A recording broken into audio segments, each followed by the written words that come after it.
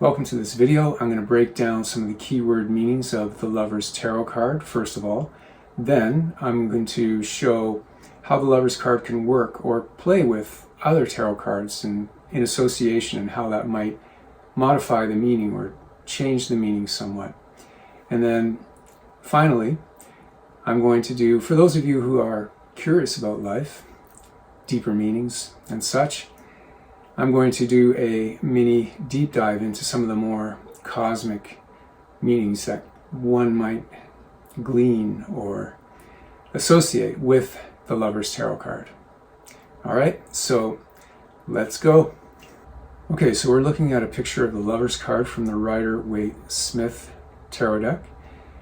And what's the first impression that comes to you with this image? Before you think about any of the details in the picture or obvious sort of meanings that you know already, perhaps, what's the very first impression that comes to you? For me, it's love and relationships. Life is relationship, right? We don't exist in a vacuum. And then here we have an older version of the Lover's Tarot card from the Tarot de Marseilles. And I'm showing this because some say that the Lover's card is about choice. That's the main meaning they assign to this card. And that's fine, of course. I agree to a point, but because of the primary nature of love and relationships in human experience, I personally lean more towards that meaning, love and relationships. It just screams to me from this card. And love is a choice, though, too, isn't it? Love is a choice because we choose to either open our heart or close our hearts. But on the other hand, if you've ever had the experience of falling in love, you might agree with me that it seems as if you don't have a choice. You fall in love and that's it. You're toast. But when it comes to divination, tarot readings, etc., it's a good idea not to have too many cards with overlapping meanings. So make sure that to have your card for making choices and one for the major theme of love and relationships. For example, I lean more towards the Seven of Cups for choices. And of course, this, as always, it depends upon the cards close by and the spread, the question, etc. But as you work with tarot, you'll connect with the meaning that resonates most for you, because the cards will work with how you've programmed your mind with your tarot meanings that, of course, connect to the traditional meanings that most people accept to some degree or another. And some of the keyword meanings that you can associate with the Lover's card are love and relationships, union, desire, partnership, choices, harmony, yearning, and what I call shadow keywords. If you use reverse cards, or if the Lover's card is negatively aspected with other cards, in other words, some negative cards are beside it. We're going to talk about that very soon, a bit more, but they are unrequited love, an unbalanced relationship, difficulties in relationship, and a suggestion that, or advice that now is not a time for relationships in that person's life at this particular time. And by the way, there's one more thing I need to mention, and I'll probably mention this in all the videos I do about the tarot card meanings, and that is intuition and psychic impressions that come through.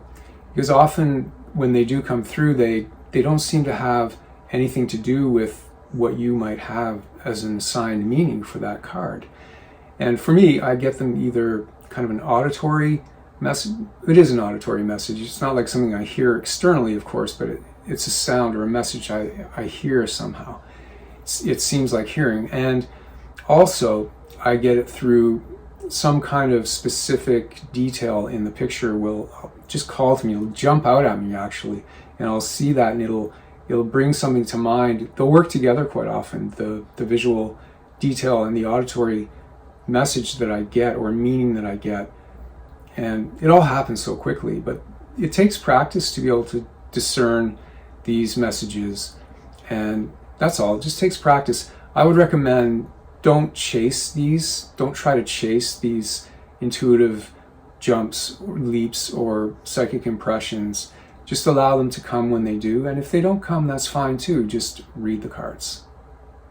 All right, on to some card combinations. So let's say we have here the Three of Swords followed by the Lovers. So the Three of Swords is coming before the Lovers card. In this case, it's a feeling of the love is there, the connection is there, the relationship is there, but it feels like it's separate in some way. This can indicate often maybe feeling separate in terms of actual distance, like a long distance relationship, or perhaps something where the people can't be together for some reason, but the love is there. Whereas if it was the other way around, if the Lover's card was followed by the Three of Swords, this would indicate a relationship where there was now some arguing or some quarreling or some reason to feel separate from each other. And then it would take another card, let's say, afterwards to see where that quarreling led to. Let's say it was followed by the Temperance. Temperance would be a nice card to indicate here. By Temperance, it would show that patience, moderation, a balanced approach, a balanced emotional approach would do much to start to bring healing back into the relationship. So it was the relationship would start to be able to be getting back on track at this point, but it would take a moderation approach, no extremes, as indicated by Temperance. Let's say we had Lovers followed by the Devil. Well, that would mean something like, well, this is kind of a warning or a red flag. This is a relationship where there's some kind of a red flag, maybe something toxic or just something, for some reason there's a red flag about this relationship that it might not be able to manifest, at least at this time, in a good way. There's something not good about it. Lovers followed by the Ace of Cups, this would be a relationship that's new. It's just on a new beginning. And if it was already an established relationship, depending on the person you're doing the reading for, or for yourself, that could be, it would mean that your relationship is beginning new. It's a renewal of the love between you both. You get the idea. These examples aren't carved in stone meanings for this. They're general guidelines to show you how you might interpret some of the card combinations. Before we get into the deep dive on the cosmic meanings that we can connect with the Lover's Tarot card, you might want to grab my free keyword checklist on the Major Arcana, the Minor Arcana. It's all in the description box below. So as we're now getting into the deeper cosmic meanings associated with the Lover's Tarot card, there are three things that we need to clarify and set first. And notice there are three people in the card. There are the man, the woman, and the angel. We're going to talk about that a bit more later. But the first thing we need to clarify is, what is love? The Lover's card, right? So what is love? Is it just a romantic feeling? Let's define it this way. Let's say that love is, a whole book could be written on this topic. What is love? But here we're going to keep it simple. Love is that felt connection with another, or with the other, the apparent other. Love is that felt connection where you feel that person is in existence. I'm in existence. I exist. They exist. We're connected in some way. That feeling of connection. And it's also, because of that feeling of connection, a feeling of wanting goodwill for that person. Okay, so let's say that's what is love. And the second thing we need to think about here and clarify is the separation and the yearning that is part of love. Because of the separate feeling that we have, the apparent separation that we feel, we yearn to connect with the other, with another person, through love, or a pet, in whatever way, or with just life in general. We yearn to connect because of that feeling of separation. In tarot, this sense of separation is shown in the Devil card. And this shows how we feel trapped when we feel separate, when we identify with our egos to such an extent that we are completely feeling isolated and separate. Okay, and the third thing I want to talk about and clarify is the angel in the picture, or the Archangel. It's actually apparently the Archangel Raphael, which means healing. So connection with the divine is also required in order to bring healing into that sense of separation, in order to bring back the love. Okay, so far? time to go deeper. One note though, however, is that not all decks are going to have these exact themes that we're describing here that are shown in the Rider-Waite-Smith tarot deck. And there are three basic schools you could say in tarot. There is the Tarot de Marseilles school, the Rider-Waite-Smith school, and the Thoth deck school, which you can see my video. I think I put a link here now. We'll see when I edit for the Thoth deck. But most decks nowadays are based somewhat upon the Rider-Waite-Smith template. So that's the one we're using, but you might not see it exactly, but in the deck you have, if you don't have the Rider-Waite-Smith, but you will see it suggested. In the Rider-Waite-Smith deck, it's Adam and Eve in the Garden of Eden, right? You can see that in the picture. And it's before what's called the fall. So the sense of separation doesn't exist yet. It's before Eve ate the apple from the tree of knowledge of good and evil, and then gave the apple to Adam to eat, and then was the fall, which is shown in the Devil card, like I said earlier. And also Eve is, in the myth, or in the story, is taken from the rib of Adam.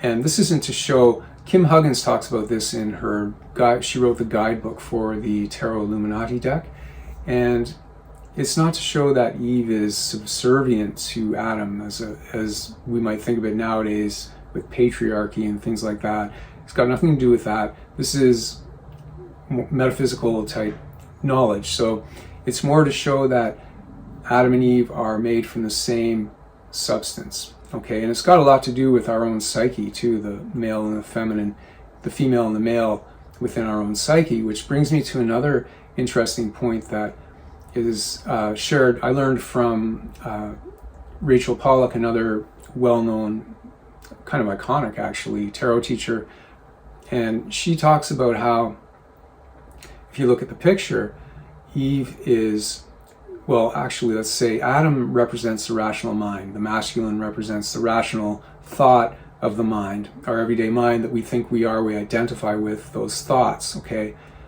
But we all know that that's the tip of the iceberg, of course. And then Eve represents the feeling, emotional nature, okay? And if you look at the picture, Adam is looking at Eve, and then Eve is looking up at the Archangel Raphael. So it's a triangular shape. Again, that can relate to the Holy Trinity and the Trinity and so many other traditions. But it's suggesting that the rational thought needs to go through and integrate with the feeling and emotional nature in order to transcend and connect with our divine spark within and to be blessed, you could say, by the divine. There's another interesting element I want to discuss now in these stories, the character Lucifer, and that's because of the connection between the Lovers card and the Devil card. You can see how they mirror each other. And the name Lucifer actually means light bringer. So and Lucifer is connected with the devil in many cultures and beliefs. So how does the light bringer connect with the devil? And there's an interesting story with this where Lucifer rebelled, and because of his rebellion against God, was sent downwards. Okay, so the fallen angel. But the only reason he could rebel was because he had the free will to do so. So by that act of rebellion, now the way was paved possible for humanity, the prototype of humanity, the prototypes of humanity, Adam and Eve, to use free will as well, to choose to step out of the Garden of Eden, to fall into separation, and to learn. Now, I believe, and I learned this, and I felt this anyways, this is something I've searched for years, passionately, through many different systems and teachings. And the best explanation I could find, which connected with what I felt intuitively within myself, was by Lama Govinda. he said that, it's because we need to actualize the potential of love. So, we exist as potential, pure potential in the Garden of Eden, you could say, but then we need to actually be in the physical as individuals in order to actualize that love, to make it real. Okay? So, not that the material world is the real world. I'm not saying that. I'm not getting metaphysical here. I'm just saying to actualize, to alchemize, to bring that energy, the dynamic between the universal and the individual, and those two polarities is where, like a battery, where the life actually exists. And life is love in a sense. We're going to talk about that. Just before we do, the whole point is that the free will is not a given. We have to earn it, because our conditioning as our ego restricts our free will. And there's a paradox here as well. If we're just acting off our conditioning, is that really free will? Not really. But as we get free through spiritual work, etc., from our conditioning, we're able to access more free will. But the paradox is that free will is more aligned with divine will, which allows us to access that. So there's a whole paradox here. So don't try to figure it out too much beyond that. Just act as if you do have free will, and do what you feel you need to do to free yourself, and be aware of your conditioning and how it might be limiting you. To summarize the deeper cosmic meanings associated with the Lover's Tarot card, 3 things. Number 1, the Fool goes through the journey and reaches a point where they discover that love and relationships are a major theme and incredibly important to the human experience. Number 2, the separation and the yearning felt by being completely identified with ego leads to the desire, or will eventually at some point, depending on how many layers of ego are there, but it leads to the desire to want to connect through love. Number 3, it leads one to consider the fact that, actually leads me to consider the fact that actualizing love is the purpose of life. Thanks for watching. The light in me sees the light in you. See you in the next one.